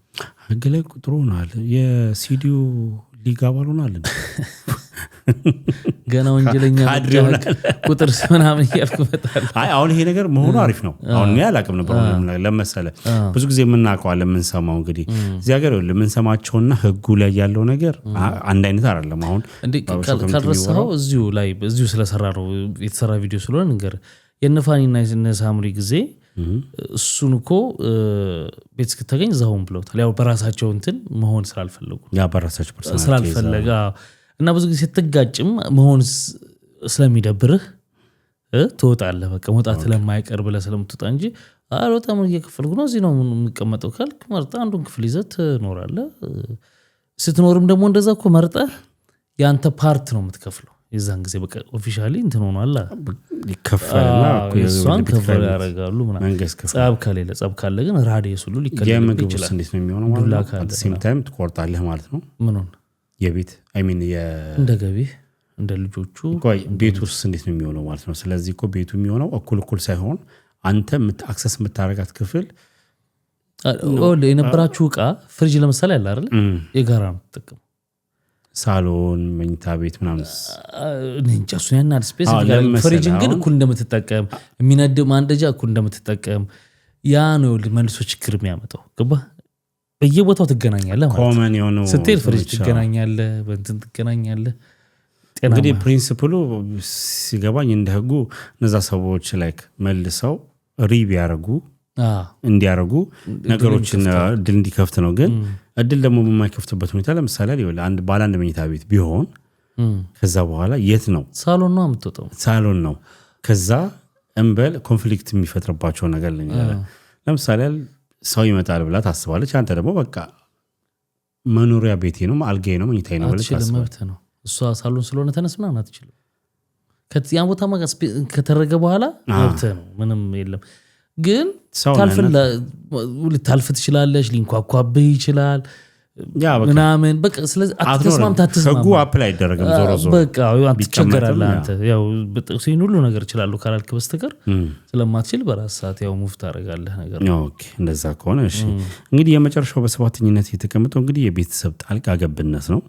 በአንድ በኩል የቤተሰብ ድጋፍ ማጣት ይሄ ኒውክሊየር ፋሚሊ መሆን እና በሌላ በኩል ደግሞ የቤተሰብ አላስፈላጊ ጣልቃ ገብነት ጥንዶች የራሳቸውን ችግር በራሳቸው መንገድ እንዳይፈቱ እንቅፋት ይሆናል። በአጠቃላይ ትዳርን ዘላቂ ለማድረግ ከስሜት አይነት ይልቅ እንግዲህ ምክንያታዊነትና መቻቻልነትን ጥልቅ የሆነን ጓደኝነት ግንኙነትን ማስቀደም ወሳኝ ነው ይላልና ሌላው እንግዲህ ትዳርን በራሳቸው መንገድ ችግሮች ሀፕን ሲያደርጉ እንዲፈቱ ከማለት የበለጠ ቤተሰብ ጣልቃ ገብነት ገብቶ በጉዳዩ ላይ የበለጠ ከሚያቀራርብ ነገር የበለጠ እንዲለያዩ የሚያደርግ ነገር አለና የቤተሰብ ጣልቃ ገብነት ላይ እንዴት ነው እስቲ የመጨረሻው መስሎ ነው? የቤተሰብ ጣልቃ ገብነት እንኳን አንተ ነህ መስመሩን መጀመሪያ የምታሰምረውም የምታፈርሰውም ሁልጊዜ እንደዛ ነው ይባላል። ቤተሰብ ያስፈልጋል። ሁሉም ቤተሰብ ያለው ሰው ከቤተሰቡ መራቅ የለበትም። ትዳር በራሱ እናትና አባትህን ትተዋለህ ነው የሚለው አይደል? ትተህ ትጋባለህ እዚህ ጋር። ከዛ በኋላ ያ ማለት ግን ከእናትና አባትህ ጋር ትቆራረጣለህ ወይም ከወንድሞች ምናምን ጋር ትቆራረጣለህ ማለት አይደለም። ግን አግባብ ያለው መስመር ለምሳሌ አንተ ቤተሰቦች ከሆኑ የምታሰምርላቸው አንተ ነህ፣ ሚስትህ አይደለች የምታሰምርላቸው። ኦኬ እሷም የእሷ ቤተሰቦች ከሆኑ እሷ ነች የምታሰምርላቸው መስመሩን ማለት ነው። የት ድረስ ነው እኛ ትዳር ላይ ኢንቮልቭ የሚያደርጉት ወላጆቼ የሚለውን እሷ ነች። ገባ? ጣልቃ ደግሞ ጎትቶ የሚያስገባ ደግሞ አለ። ባልና ሚስት እንዴት ነው ጎትቶ የሚያስገባው? ሄደህ ለቤተሰብህ ከባል ጋር ያወራችሁን ሁሉ በግጭት ጊዜ የተቀያየሩትን ነገር ሁሉ ወስደ መንገር የለብህም ለቤተሰቦች እሱም እንደዛው ወስዶ መንገር የለበትም ያም አንዱ ሌላኛው መስመር ነው ከቤት ውስጥ ወደ ቤተሰቦች የምትወስዳቸውን ሐሳቦች ማስመር አለብህ ከቤተሰቦች ወደ አንተ የሚመጡትን ነገሮች ማስመር አለብህ እሱን ከመጀመሪያው ማስለመድ አለብህ እንደዚህ ከሆነ ሴቭ ነው ልክ ያ ሲጣስ ነው አሁን ችግሩ የሚስት ቤተሰቦች ገብተው ስላናኖራ ለፍትፍት ካሉ ገባ የባል ቤተሰብ መጣ አባካይናት ምናምን ብለው ስለ ኢኮኖሚያቸው እየገቡ ምናምን ይሄን አርጊ ይሄ ከከፈትከው መስመሩን አስቸጋሪ ነው እሺ ቤተሰብ ታልጋብክብን ስለህ አሁን ደግሞ ከሱ ውጪ በትዳር ላይ ያሉ ከሚወራው ውጪ ደግሞ እስቲ ብዙ ጊዜ ካየህ በዛም አሁን አንተ ባልከውም ይሆናል ሁለተኛው ደግሞ ቤተሰብ ጸብ ሲነሳ ከማስታረቅ ይልቅ ለገዛ ልጃቸው የማድላት ነገር ከእውነት ጋር ከመቆም ይልቅ የኔ የሚሉት እንግዲህ ወንድም ሆነ ሴቷ ልጃቸው ከሆነች ወደዛ የማድላት ነገር አለ ለምን ይሄዳል ጸቡ እነሱ ጋር ኮኔ ነው ያሳብ መጀመሪያ ይሄዳል ለምሳሌ ቢኒ አሁን ኢትዮጵያ ውስጥ ሆነን እኮ ሄድክ ማለት መስመሩን ጣስክ እኮ ነው አሁን ራስህ ጥሰን ሄድከው ማለት ነው አሁን ግጭት አለ አይደል ለታይ ግጭቶች እኮ አሉ ለታይ ግጭት ሁሉ ይዞ ቤተሰብ ጋር የሚሄዱ ሰዎች አሉ ነው ለታይ ግጭት ሳይሆን አሁን ይከፋ ለምሳሌ አለ ይሄ እንዴት ነው በቃ ዛሬ ከቤቱ አስወጥቶ የሚያሳድር አይነት ምክንያት አለ አሁን የኢትዮጵያን ኮንቴክስት ነው የምናየው አሁን ያለው ነባራዊ ሁኔታ ማለት በዚህ ዘመን ያለው እና ይሄ በየማሉ ተካከሉ ነገሮች መናገር ብቻ እኮ አይደለም አሁን እሱ ድርብርብ ውጤት ራሱ አለው ኮርስ ልክ ከሆነ ምክንያቱም ዛጋ ባልህን ወይም ደግሞ ሚስቱን የሚያማለ ለቤተሰቦቹ ልክ ያለው ነገር በዛሬ ንዴቱ ስሜታዊነት እኮ ያ ትዳር ሚስጥር ነው ኦፍ ኮርስ ለቤተሰብ የምትነግረው ስፔሻሊ እንደውም ለጓደኛ በተወሰነ መልኩ ብትነግረው ይቀላል ከቤተሰብ ይልቅ ለምሳሌ አይደለም ግን ከምን አንግል መሰለ ጓደኝነት ላይ የተወሰነ ሳምሃው ኒውትራሊዝም ይታያል ኒውትራሊ መሆን ለሃይማኖት አባት አይሻልም አዎ ብንችልማ እሱ ትልቅ ነገር ነው ለምሳሌ እነሱ ከእምነትም አስተምሯቸው አንግል ሁለቱንም የማስማማት ነገር ሁለቱንም እኛም ደግሞ ለእምነት አባት የምንሰጠው ቫልዩና ለቤተሰብ ወይም ለሌላ ሰው የምንሰጠው ቫልዩ ይለያያል ገብቷል ልክ የእምነት አባት ካስተውን ችግርን ትነግርና እንደ ቤተሰብ አትገላገልም አልፈልግም በቃ ተውኝ ምናም ነገር አትልም ምትሉም አባ ሞክሬ ነበር ወይም ደግሞ የእምነቱ እንግዲህ እንደየእምነት ሞክሬ ነበር እንደዚህ ነገሮች እኮ ናቸው ብለ እርግጥ የማለቱ ነገር በትግስት የመስማቱም የመናገሩም ነገር ይኖራል ኢቭን እሷ እንኳን ቀርባ አብራችሁ ቁጭ ብላችሁ እስቲ ምንድነው ችግራችሁ እንኳን ብትባባል በዛ የእምነት አባት ፊት ያን ያለ ከፋ ጸብ ላትጣላላ ትደባደብ ይችላል አይኖርም አይደለም ይኖራል ግን ይኖራል እንዳልከው the best የእምነት አባት ይሆን የተሻለ ነው ከሱ ካልሆነ ግን እንዳልኩ ቤተሰብ ዞሮ ቢኒ አንተ ለእናትና አባት ልጅ ነህ እሷን ካንተ በላይ አስቀድሟት በፍቅር በነበረባችሁ ሰዓት እኮ ልጄ ባልወልድሽም የምትባል ኮል ትሆን ትችላለች አንተ ቤተሰብ ውስጥ ወይም ደግሞ አንተ እሷ ቤተሰብ ውስጥ እንደዛ የምትባል ሰው ልትሆን ትችላለህ ጸብ ግን ጸብ ነው የዛን ሰዓት ከእውነታ ይሸሽና የራስ ወደ ግለኝነት ይመጣል ያን ምልህ ኬዙ ሲነሳ ሲወራ ግዴታ የምትሆንበት ጉዳዮች እኮ አሉ ለምሳሌ የተፈጠረው ነገር ዲፔንድ ያደርጋል ያን ለማድረግ ምንድነው የተፈጠረው ገብቷል በግጭት ማለት ለምሳሌ የፈለገ ግጭት ቢሆንና ወደ ዱላ ተቀይሮ ሚስት ተጎድታ ምናምን ከሆነ ግልጽ ነው ወላጆቿ ለሷ እንትን ሊያደርግ አይደለም ለሷ አንዳንድ ጎበዝ ወላጆች አሉ እንደውም ልጃቸውን ተቆጥተው ሚስቲየውን እንትን አድርገው ምናምን የሚያረጉም ደግሞ አሉ ባህሪያቸውን የልጃቸውን ወይ የሷን ወይ እሱን የሚያቆላጆችም አሉ ገብተዋል ከዛም ጨርስ ነበር ይሄ አንድ ነው ሁለተኛ እንዳልኩ የሆነ መስመር ያስፈልጋል ስለ ትዳር በተለይ ግጭቶችን ስሜታዊ ስትሆን እንዲያርጋኝ ብለ ነገር የምትታረቀው ነገር ቤተሰብ ውስጥ አንተ ታርቀ ፍቅርን ቀጥላል እነሱ ጋር ግን ተቀምጧል ያ ነገር ስለዚህ ሌላ ጊዜም ሲጨመር እንደዚህ ጥሩ አይመጣምና መሆን ያለበት ነገር ለኔ ቤተሰብ መለየት የለበትም አሪፍ ተጠያይቃለ ምናምን ግን መስመር ያስፈልጋል ንብዬ ነው ያስፈልጋል እንግዲህ ተዳሪያው አሁን የትዳር ምንድነው የቤተሰብ ያልከው ነገር አንድ ሰውም ስለማስታወስ ነው አንድ ቤተሰቦች ማቃቸው ነበሩ ቤተሰብ ሰፈር ውስጥና እነዛ ልጆቻቸው ሴት ነች ብዙ ጊዜ ትዳሯ ላይ ትጣላለች እና በምትጣላበት ሰዓት ላይ እሷን ባሏ እንዳጠፋ እያወቁ ከፍ ብለው ነው የሚያስገቡት ወደ ቤቷ የሚመልሱት። ዘርበይ አንቺ ነሽ፣ ዘርበይ አንቺ ነሽ ልጁን ከደህና እንትኑ አሰናክለሽ አንቺ ላይ ወድቆ ምናምን ነገር ብለው ማለት ነው እንግዲህ የገዛ ልጃቸውን ዘርበይ። ከዛ እንደዛ ይሏትና ትመለሳለች። አክብዳ የመጣችው የነበረው ነገር ምን ሆኜ ነው አይነት ነገር ብላ ትመለሳለች። ከዛ ግን እሱን ዝም አይሉትም ባይዘው ለብቻ ደግሞ እሱን በንጋት ጥንብርኩሱን አወጡታል። እነዚህ አሪፎች ነው። አሁን ምን ሆነ መሰለ እሱም እንዳይኩራራ ልክ ነኝ ብሎ እንዳያስብ ይነግሩታል በትክክለኛው መንገድ ትዳሩ። አሁን እነሱ ኢንቮልቭም አድርገዋልም አላደረጉምም እኮ መስመሩ ያው እኔ በማስባሳ መስመሩ ተጥሷል አድርገዋልም አላደረጉም ያልኩ ከሱ አንገል ነው። አሁን እነዚህ ምንድነው ይሄ ቱ ዘ ሪያሊቲ ላይ ነው የቆሙት። ግን ያቺን ሪያሊቲ ለማምጣት መጀመሪያ አንሪል የሆነ ነገር ልጅቷን መልሰዋታል። በቃ በትክክለኛ ምንድነው ይሄ ሰው ዋሽቶ ማስታርቃል እንደሚባለው እውነት ያለው እሷ ጋር ሆኖ ዋሽቶ ግን አንቺ ነሽ ስተተኛ ብለው መለሷት። የገዛ ልጃቸው እንትኑንም ስለሚያውቁ አሁን አደጋ ላይ የሚጥላቢው ነገር ደግሞ ጸጸታል የሆነ ነገር ቢፈጠር ይሄን እንደዚህ ያረኳት እንዳይመጣ ግን የማያስብል ስለሆነ የማያስብል ኦፍ ኮርስ የሆነ ነገርማ ሲኖርኮ ከከበደማ እኮ ያን ነገር ያቆሙታል። ይሄ እንደዚህ የሚሉት ነገር ግን የሚገርም እሷም በቅርብ ጊዜ ሰምቻለሁ የልጅ አይታለች። ይሄን ትዳር እንደዚህ ስትመላለስ የነበረች እንትን ማለት ነው አሪፍ ትዳር እየኖሩ ነው። ገብቷል አይደል? ያ እንግዲህ ነገሮች እንደዚህም ይሄዳሉና ትዳርን እንጠብቀው እንከባከበው ለማለት ነው። እነዚህ ከነዚህ አሁን ከጠቀስናቸው ውጪ ትዳርን እናጽደው ለማለት ነው። እንግዲህ ይሄን ለማለት ነው። እንግዲህ ተመልካቾች ደግሞ የሚጨምሯቸው ሀሳብ አስተያየቶች ኮሜንት ሴክሽን ላይ አስቀምጡልን። ላይክ ተደርጓል፣ ሼር ሰብስክራይብ ተደርጓል ነው 80ችን ይቀደድ። አረ በፍጹም ወደ ወላጅ እንውሰደው ተላልፈን ብንኖር ይሻላል። በሚቀጥለው እንግዲህ በሌሎች ቪዲዮዎች እንገናኛለን። መልካም ጊዜ። ባይ ባይ።